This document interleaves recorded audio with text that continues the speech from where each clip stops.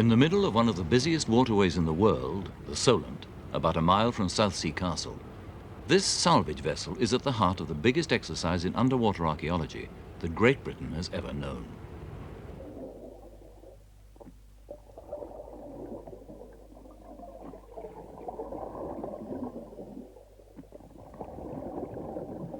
Yes, we can see the Chronicle, John, beautifully. It's pulled away slightly, hasn't it, from the forward end of the castle? Yes. There's that slight gap. Yes. Have you got a measure at all, John? Thank you. Margaret Rule, the archaeological director, and her deputy, Andrew Fielding. Yes, this is the forward end of the castle structure, isn't it? Yes, And it's regraded, fitted in there, and just slightly pulled to the south. Well, as soon as this tide run stops, Andy, we'll get that photographed and then we'll go down and survey it. John, that's fine. Can you show us now the relationship of the gun platform with the deck? Pull back a little bit, please.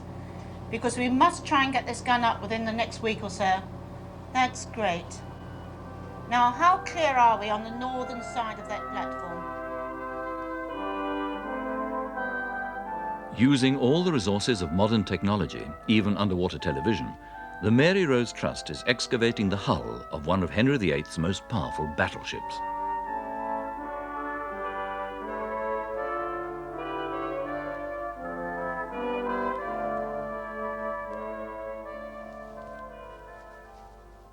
The seabed resembles nothing so much as a building site, upside down and underwater. The visibility is almost always very gloomy. The water's full of sediments and plankton.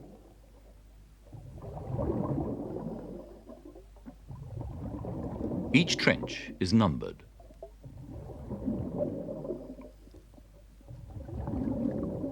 The divers find their way onto the site by following the scaffolding that forms an archaeological grid. Each diver hangs head down from the scaffolding, with his or her fins well away from the area that's being excavated.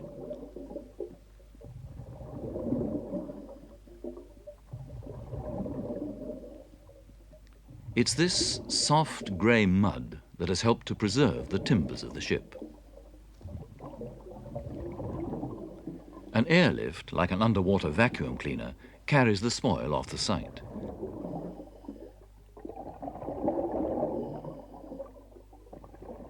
It's dirty, cold, lonely, dangerous. But each day brings new discoveries and new information about the way this ship was built and crafted.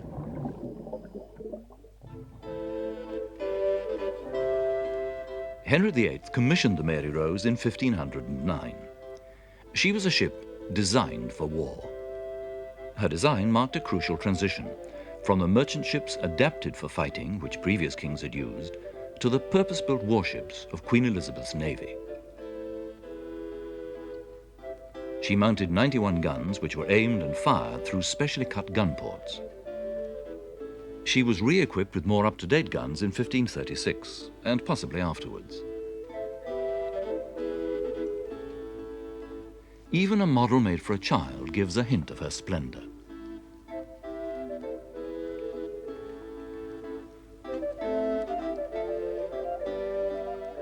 She was, as one of the king's admirals wrote, "Your good ship, the flower, I trow, of all the ships that ever sailed."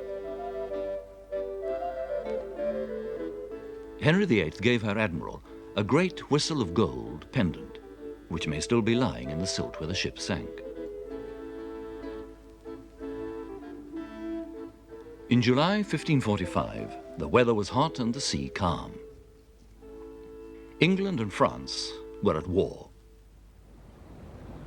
The French galleys ranged and scoured the seas, and finding them clear and the English navy to be laid up in harbour, they came along all the south coast of England, even to the Isle of Wight.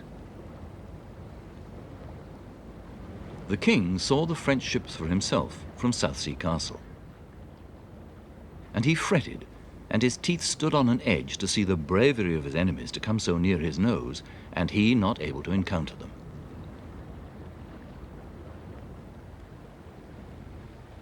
An engraving based on a contemporary picture tells the story of the battle which the king watched. The French massed at Bembridge off the Isle of Wight. There was no wind to fill the sails of the great ships. but French galleons, driven by oars, bombarded the Great Harry, which led the English fleet.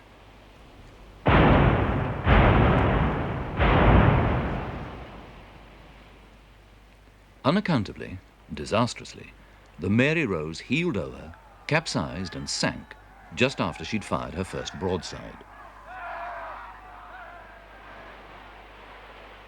From Southsea Castle, where the army was encamped, the king heard the cries of the drowning men and saw the disaster.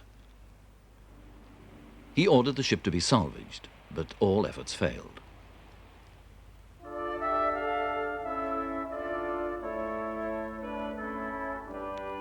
Now, in 1980, the bones of the ship and much more can be seen underwater.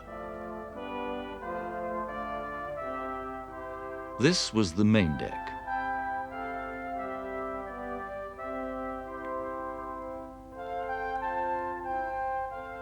This was the upper deck.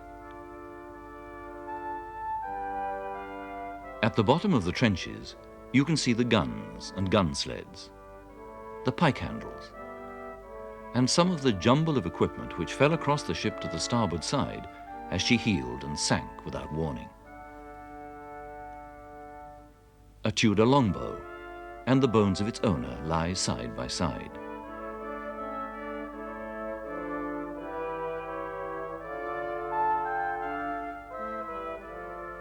But for hundreds of years, as the Solent above grew busier, the Mary Rose was disregarded and almost forgotten.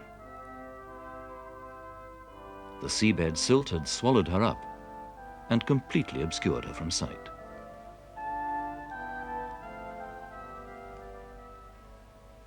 The man who found the Mary Rose was Alexander McKee. He spent 10 years of his leisure time and money on the search, when no one but he thought it could ever be successful. He dived first in Hamburg in a snowstorm in helmet diving gear in 1952. Much later, he learned to use an aqualung. I took up diving when I was 38, and I thought this place hadn't been explored before. This is an opportunity that'll come once, to me only, to one generation only. I'm not going to waste my time on just lobsters or picking up copper and Bath and stuff like that. But, well, the most important known wreck in Northwest Europe is here, somewhere here. And I'm going to spend my time on that, and even if I fail, I won't actually have wasted the time, because it was a well worthwhile objective. McKee's scrapbooks tell the story of his search for the Mary Rose. There was no money at all. He and his friends from the local sub-aqua clubs systematically scoured Spithead, diving from the stern of an open fishing boat. It was years before the Mary Rose expedition, as it was then called, was lent a boat of its own and began to attract some public support. McKee didn't just search the seabed at random. He's a historian, and he conducted a very thorough program of research into the wreck. This led him to a collection of watercolors made by the Dean brothers before 1840. The Dean brothers invented and patented helmet diving gear and used it for salvage. They stumbled on the position of the Mary Rose by accident and recovered cannons and other objects which were sold at auction. Each of the guns and other things was faithfully sketched and recorded. The approximate position of the wreck was marked on an Admiralty chart which McKee found in 1966. This discovery was crucial. I knew by that time that even Dean had found virtually nothing of the Mary Rose showing above the seabed. He said there was nothing standing up high enough to which you could even attach a rope. So we were looking for an invisible wreck, because we were 120 years later. And so the first thing was to probe over the seabed and discovered during test dig that it was wonderful stuff. It was really thick, black, gooey mud and grey clay. This is a beautiful preservative, very soft. You put your arm like that and go into the seabed and you go whoop, right up to the shoulder. And of course this meant the Mary Rose would have sunk in very fast. A lot of it would be down there, and this wonderful preservative would have kept a lot of the material in very good condition. But after a time it was obvious we'd be wasting our time to go on to ask people to try to search many square miles for something that was totally buried. So I waited until I could get the use of sonar gear. It was 1966 we started, and that was the first year that I know of that sonar gear had been used for archaeological purposes. There are different types of sonar gear, of course. The first one is a side scanner. It's rather like flying in an aeroplane low over the countryside with cameras pointed out the windows taking cine film all the time. That's what a dual channel side scanner does, only it does it with sound pictures rather than on film. That's the keel of the boat, and that's the direction of travel over about half a mile of Spithead. And here you can see all the seabed ripples, which by that time were very, very familiar to us. So we didn't bother that. What we were looking for was an anomaly. Bang. And it consists of the white, those are mounds, and in the centre a depression. And this, to my mind, I interpret it as the scar mark made by a wreck before every trace of it had vanished. That was experimental at the time, and a lot of people, of course, didn't believe it, but that's in fact what it was. But the real question was, where would we dig to find out where the ship was? Was it in the middle, between the two mounds? Was it on that side, or was it here? So what you wanted was a different type of sonar, which in effect cuts down through the seabed and shows you slices like the layers in a sandwich. And there it is on one particular line. There is the feature we've already shown on side scan sonar, depression flanked by two mounds. And underneath it, it's linked to this submount anomaly, something vaguely like a W feature. On many of the different runs, it came up vaguely like that, like a W feature. And this might represent the Mary Rose heeled over with part of some of the decks still reflecting the sonar waves back. But to prove it, that was a wreck, not rock or sand or shingle or whatever, or a torpedo, you had to dig down. And here the depths are shown, the nearest part of that to the surface. I mean, some of it is 15, 20 feet down. But the nearest part of the surface is shown as 9 feet, 6 feet, and 5 feet. So imagine you've got to dig with hands. The operation now is on a massive scale. At the beginning of 1979, with the help of Portsmouth City Council, the newly formed Mary Rose Trust acquired a large salvage vessel. This is moored in position on site throughout the season. It costs £50,000 per year to crew and maintain her. But most of the diving is done by volunteers. Hundreds of them are ferried out from Portsmouth to work under the supervision of a small team of professional diving archaeologists. Nearly 1,000 man-days have been dived on the Mary Rose in the last 2 seasons, which must make it one of the largest diving operations that's ever been undertaken. The salvage vessel is functional and adequately equipped, but it's not luxurious. Below deck, it's overcrowded and primitive. Above, the decks are busy from 5 in the morning until the light goes. Each diver reports what he's done to his trench supervisor after he surfaces. And what is the makeup of the timber here? Is it in good condition? Well, the top's pretty eroded, Yeah. the bottom's very good. I see, good, excellent. There's a pile of bones here as well. Yeah. Have we got, is this still clinker planking along here or carbon planking? You can't really tell, I couldn't get that far down. Yeah. We asked Adrian Barak, who's dived on the site for 10 years, how he and his colleagues managed to control and coordinate the activities of all the volunteers. With extreme difficulty. It does take a tremendous amount of organisation and forward planning. You also hope the people you get will get into the swing of things pretty quickly. This usually happens, and then you have a team of people who are here for 14 days who start to know what you're doing and start to know the work and start to work really well, and it becomes less of a difficulty. But actually organising lots of people and getting them in the water to do the right things in the right place is a tremendous problem. Jonathan Adams is both a professional diver and an archaeologist. Main deck planks. Yeah. One side of the box. Okay, that's the uppermost side. In fact, you're looking almost straight down onto the box. Yeah. At the far side, there are traces of objects coming up in the box, probably tools of some sort. And one in particular is very near the edge, and that's going to have to come out before we can take the rest of the pieces of wood out and move the remains of the box with the silt onto the tray.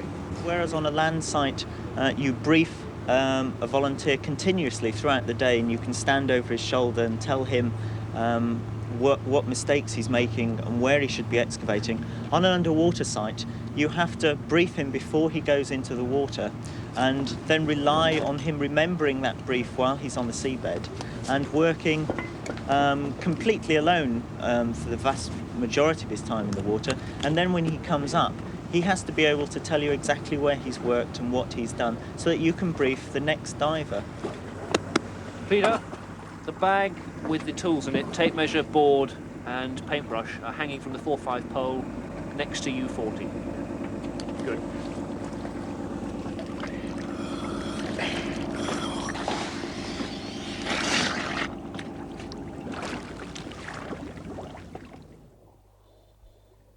Diving is dangerous, however carefully and strictly you organize it.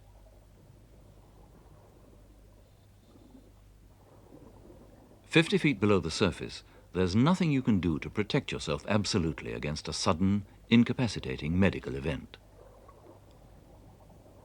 A minor heart attack, a brief blackout, or the beginnings of an epileptic fit will kill you, and even something much less serious can cause a death. In July this year, the Mary Rose claimed a life. An experienced diver, returning to the surface, vomited suddenly, inhaled her own vomit, and choked to death within seconds. She was dead before her body floated to the surface.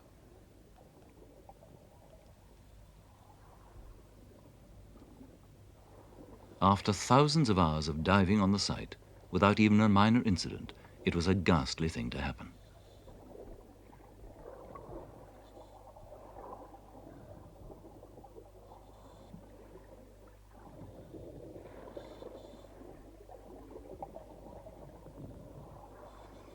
But if the risks of the project are great, the rewards are extraordinary. Finds are brought up all the time, but never casually, unthoughtfully. Notes of positions, sizes, depths, conditions are almost more important than the objects themselves.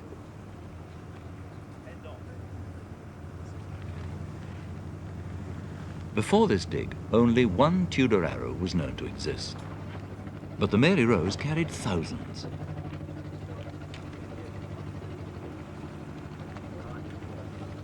Building up the operation to its present level has taken many years. But the transformation began with the finding of this one object, a wrought iron-banded Tudor gun found by accident on the last day of the diving season in 1970. When Chronicle sent cameras to the site for the first time in 1971, the Mary Rose team was still working with very simple resources. All the people involved were still volunteers, helping at weekends or during summer holidays. But that was digging into the clay. But this is ample for what we're going to do, which is just... But a professional archaeologist, Margaret Rule, who'd been McKee's advisor from the beginning, had become so fascinated with the project that she'd learned to dive at the age of 40.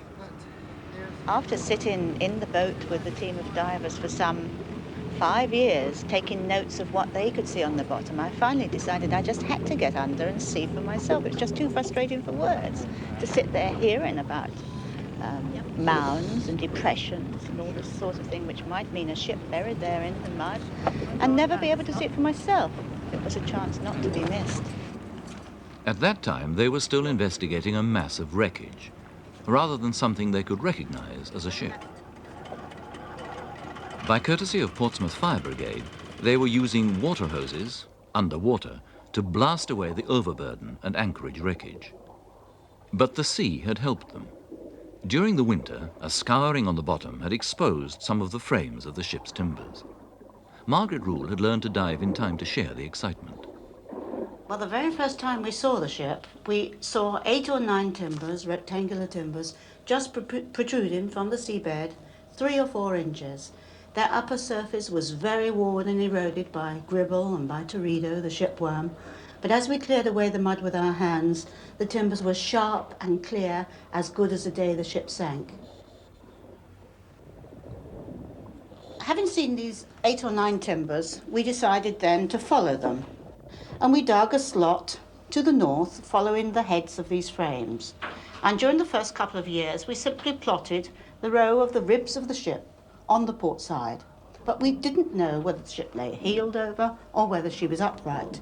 Over the next few years, we did much more enlarged excavations, particularly this one on the port quarter at the stern, where we went right down to the keel at a depth of 4 meters below the seabed, examined the stern post and the rudder, which is still in position on iron pintles, and then we went across the stern of the ship to record and survey the transom on the starboard side. We followed round the starboard side, and here we found that the ship was constructed of overlapping clinker planking, quite different to the Carvel-built hull. And we realised that we were very high up in the stern castle, at a height of about 13 metres above the keel, a vertical height. We never did find a London bus down there, but it gives one a sense of scale because the keel length is about 32 metres. In 1978, for the first time, we dug a trench across the ship, exposing the orlop deck and the main deck intact with a forward bulkhead between it and the bow itself. And we knew quite firmly then that we had a ship heeled over at 60 degrees and that there'd been no collapse of the internal structure, that everything was still in the correct position. The condition of the hull and timbers is extraordinary. The iron bolts have corroded, but the wood is as good as new.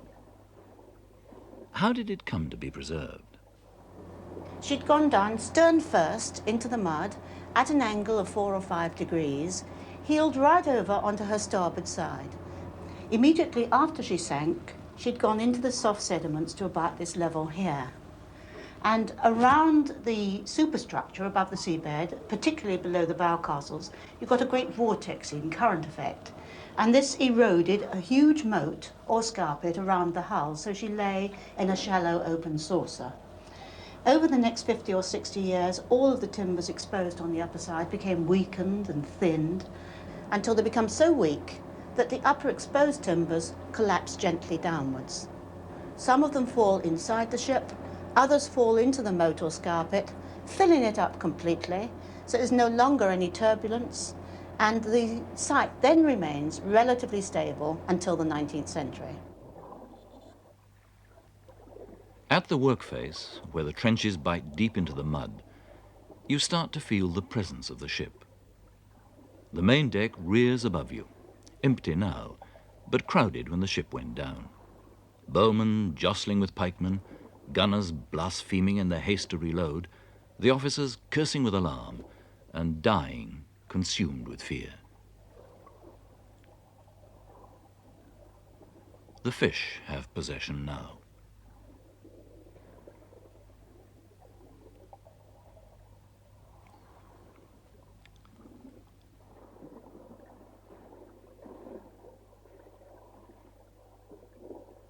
And the work? The work goes on as systematically and painstakingly as on any land site, in spite of the alien environment and the obvious difficulties. When the visibility is clear, it's beautiful to watch. In one corner of the hull, a nest of spare pulley blocks and rigging equipment is cleaned before being photographed, sketched, surveyed, and brought to the surface.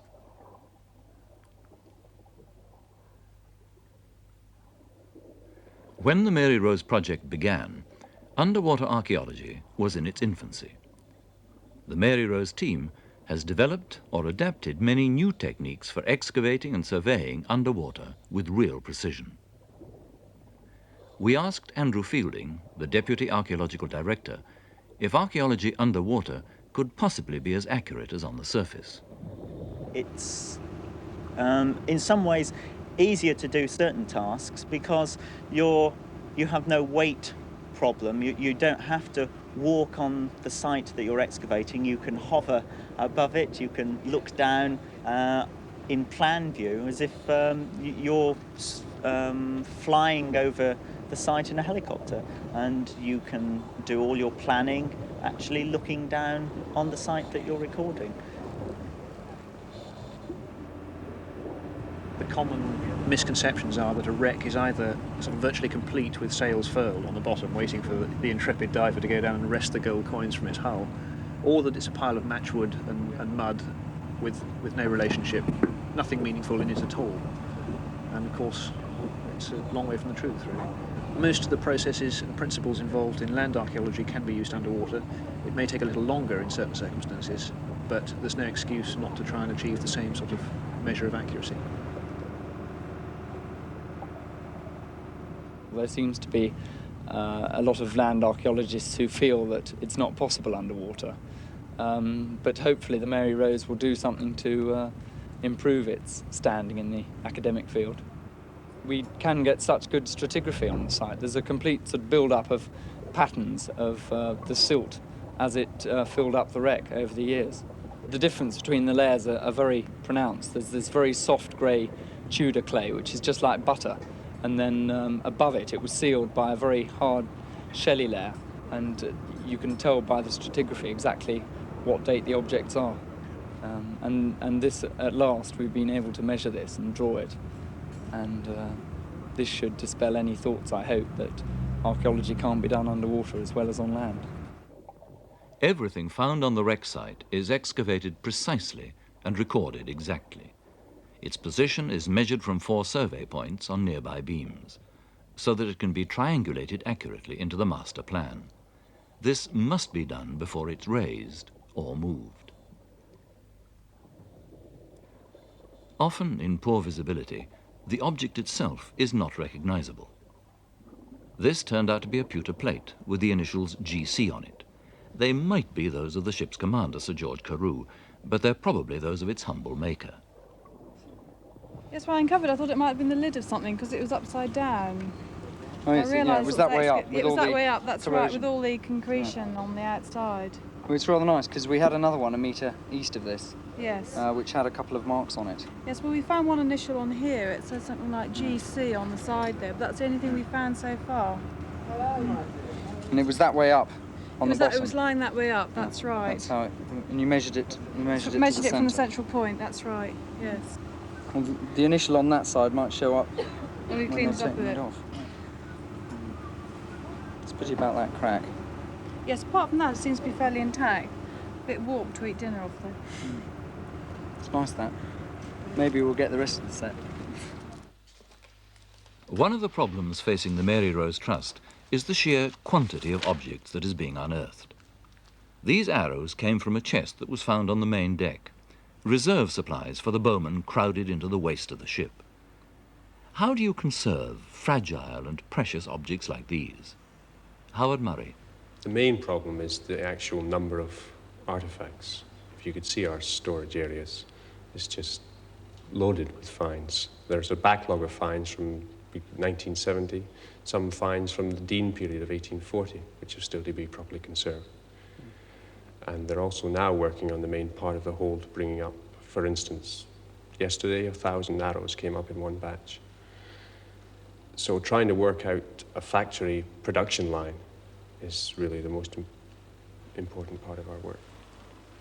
Even if there are lots of similar artifacts, they still require as much individual care when being washed, prepared for conservation, catalogued, measured, photographed, recorded, and stored. But what do the finds from the Mary Rose tell us about the past? Margaret Rule. All of the objects are interesting, but it's not their individual interest. It's finding things in relationship, finding groups of objects which belong to one person, his working equipment and his tools. For instance, in areas of the ship we find that there were apparently only bowmen, with their bows, with their arrows, with their quivers, with their stores behind them, their clothes. We can study their skeletal material and find out how muscular they were, because since the age of 7 they'd been drawing longbows. In another area you get the gunners with their equipment and their guns and all the rest of it. So it's the totality of the material and related to the architecture, if you like, of the ship, the place of work.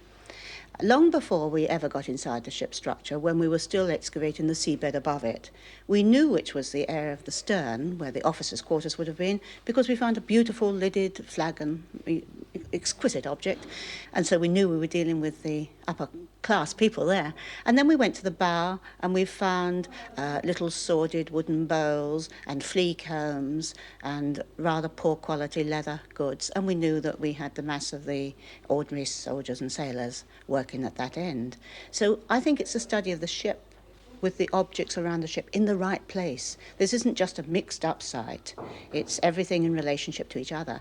Although, of course, having said that, one must admit that some objects, like the little slate protractor, is fascinating because it's an unknown object, not because it's rare, but because it was so humble and simple and everyday that when they broke it, they tossed it aside, and we've only found it preserved in the ship.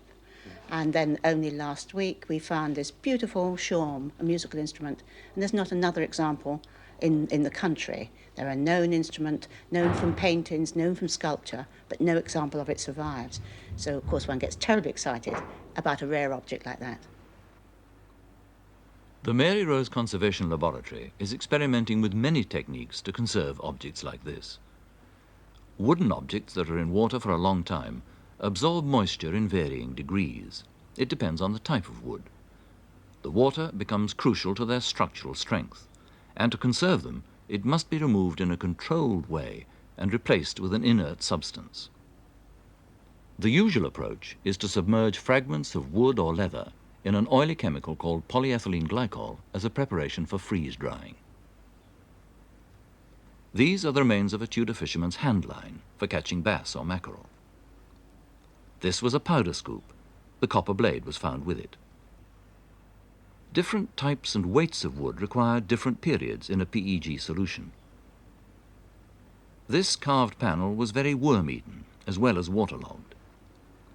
The chemical displaces most of the water in the molecular structure of the objects, and then they can be frozen, which stabilizes them completely. On one particular day, the Mary Rose deep freeze contained a leather bucket, a tray of leather fragments,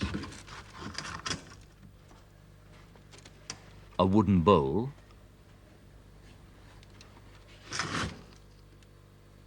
and one of a pair of leather thigh boots, all awaiting the final stages of conservation when they will be placed in a freeze-drying unit. Under a vacuum, in a very low temperature, all the residual moisture can then be vaporized and removed from within the structure of the materials. This minute sundial, the Tudor equivalent of a wristwatch, shows how successful the treatment can be. These are a variety of mostly organic material from the wreck site. These are longbows. These two are in polyethylene glycol, and this one lying on top is being air dried. The reason we're air drying is most of the longbows have been found in the silts and as a result are not waterlogged, and we can quite happily bring them out and let them air dry. Further up in this container, we have part of the rigging, a double pulley block.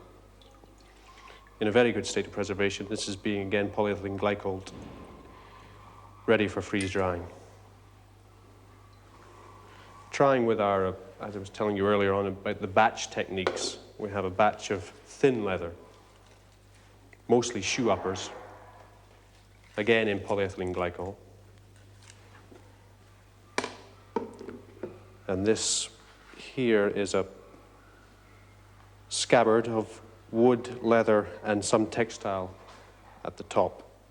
It was originally an S shape, and we've softened the wood sufficiently enough to get it flat. And after that, we'll be putting it into a cocktail of polyethylene glycol, different types of polyethylene glycol, to take into account of the leather and the wood and the textile. Composite items like this are a bit more, as you can realize, a bit more difficult.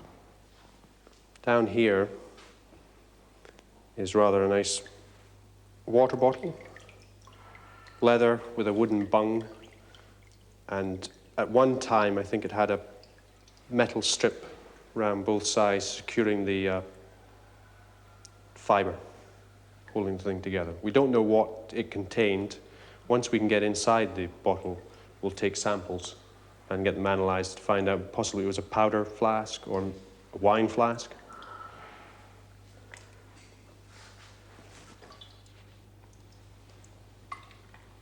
This object here, which looks a bit bizarre, is a gaming board, which came up last year, which has been polyethylene glycoled and is now lying in the deep freeze, waiting for the main chamber of this freeze drying unit. Once that's ready, we can put it in. It'll take possibly 2 months to freeze dry.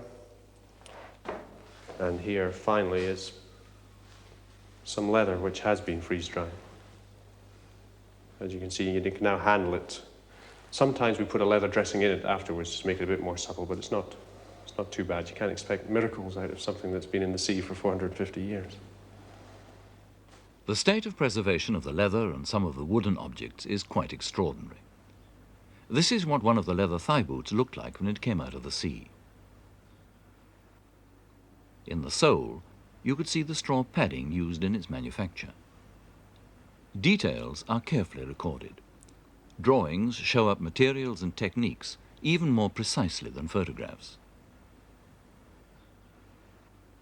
The ship's anchor rope, made of English hemp and still smothered in pitch and tar, was brought up a year ago. Like most of the objects, it stank to high heaven when it came off the bottom.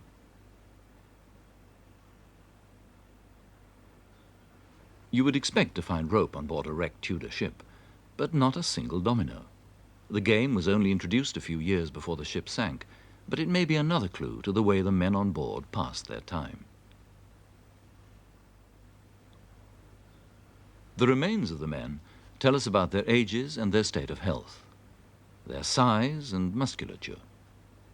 When the whole ship has been emptied, we'll have a good idea of the way the crew was composed and which age groups were most strongly represented. Analysing the silts and mud in the ship also tells us what insects preyed on the men, and even what sorts of rushes were strewn on the deck. We know what they ate the day before they died. Venison bones have been found. The tradition is that the king dined on board before the ship went into battle. Pork for more common folk. Fish. Wild plum or damson stones. A cuttlefish. And the bones of one of the rats that failed to desert the sinking ship.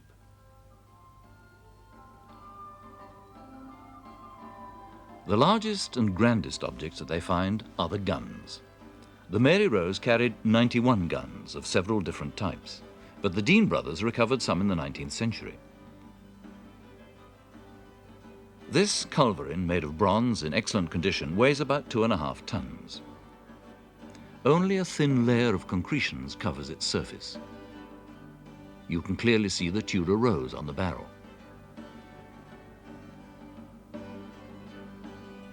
To recover it is a major operation. The salvage vessel has to be moved to be directly above it.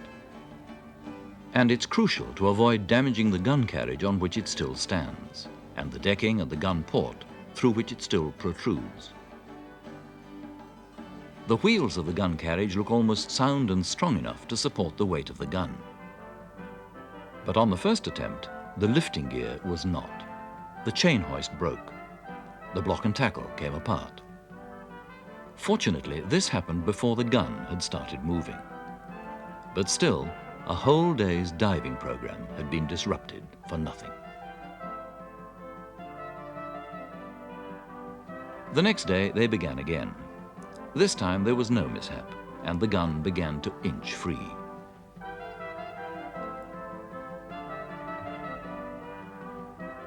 Quite suddenly and smoothly, Henry VIII's gun began its brief ride back to the surface.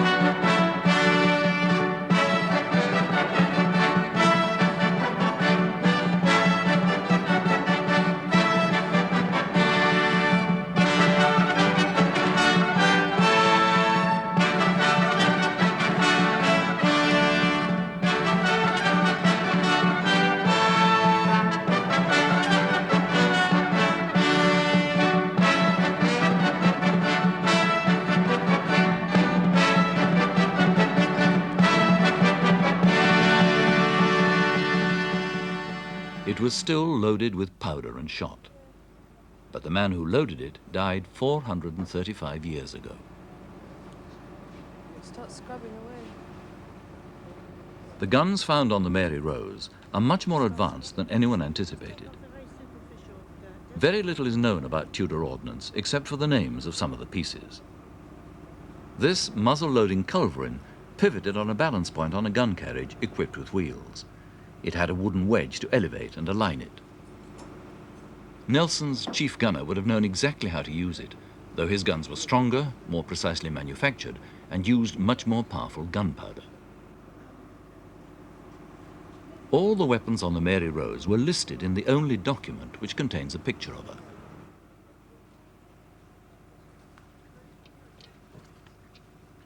Because there are no plans or photographs or detailed drawings of Tudor ships, the videotapes made with the underwater television camera are a unique form of evidence. The diver operating the camera can hear instructions from the surface and signals in return. The camera sees more than he can in poor visibility.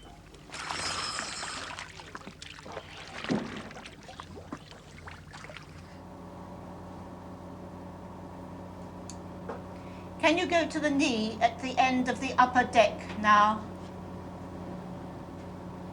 Thank you. Lovely, John. Yes, great. Can you show me the fastenings? That's where it rebates round. Yes, the outer planking from the other side came up a couple of days ago. Yes. I believe there's an iron bolt fastening somewhere down here, isn't there? Yes, yes. Can you show me that iron bolt fastening, John, somewhere on the lower edge? Yes, There we that's go. it. That's it. Yeah. If you can get closer in. You can come in closer if you like, John. There's good light there. Virtually all the iron on the ship has rotted away, but the wooden fixing, trennels like substantial dowel rods, have retained their strength. That's fine. Yes. Yes, it's a recessed bolt, iron bolt. Are there any trennels at all in this timber? Yes.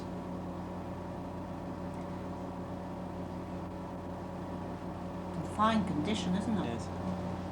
The large cross timber, at the fore end of the stern castle, lodges neatly into the rebate in the starboard side frames as well. It's crucial to complete the excavation of the Mary Rose as quickly as possible and raise the hull immediately. The ship's timbers have been preserved because they've been buried. Now that they're exposed, they are in danger. All the small animals in the sea want either to eat them or make a home amongst them.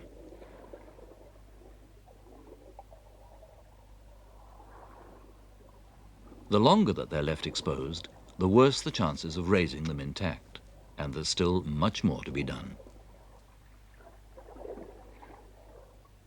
By the end of 1980, 5 trenches, each 3 meters wide and 4 to 5 meters deep, had been driven into the heart of the ship across the waist. The main deck, the upper deck, and the area of the keel had been revealed, surveyed, and studied. Work in previous years had built up a picture of the structure of the stern and stern castle. Then, in the last few days of the diving season, a most remarkable discovery was made in the area shown here on the main deck. In a small cabin, the outlines of a box began to show up, and beneath it, one of these 2 bone ear scoops was found in the mud. The box contained medicinal materials like these peppercorns in their wooden jar. It was the complete kit of a barber surgeon specializing in naval medicine, packed with mixing bowls, bleeding bowls, a chafing dish, ceramic pots, and even jars half full of ointment in which the man's finger marks can still be seen. There were razors and tweezers, several of them, and 2 syringes of a type known to have been used in the treatment of venereal disease. Nothing like this has ever been found. A picture of Henry VIII shows him with his loyal guild of barber surgeons. Each of them wears a particular sort of cap. The divers on the Mary Rose even found one of these. To find this clothing and all of these objects in the barber surgeon's cabin on the main deck in the Mary Rose was one of the great rewards of this season, because once again it's a closely knit group of material. His clothing, his barber's bowl, his wooden bowls, and a very fine little brass syringe for placing medicine inside the body of the patient. And we're told from contemporary sources that sea chests should have at least 2 of these. They were a very essential tool for the surgeon at sea. And at the same time as we're excavating and recording and conserving these finds, we have endless meetings planning the salvage and recovery. Because next year we have to take out the last contents of the ship at the bow and at the stern, where we haven't excavated at all so far, and then reinforce the structure, the empty hull of the vessel, brace it and underpin it so that we can lift it and bring it ashore to Portsmouth in May or June of 1982. And the new museum at Eastney is already being planned. A site of land, 12 acres, has been earmarked for this new museum. And in that museum, the visitor, I think, will see a very vivid peep into life at sea in the mid-16th century, what life was like on board ship and ashore. So it opens up a very real and total picture of life in the middle of the 16th century. The site has been put to bed now for the winter, sealed as closely as it can be against water and animal life.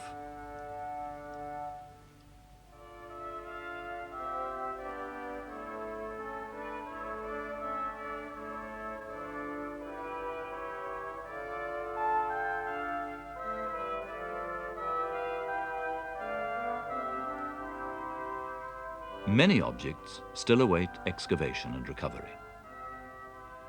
The site will be reopened in April 1981, and Chronicle will film everything that happens.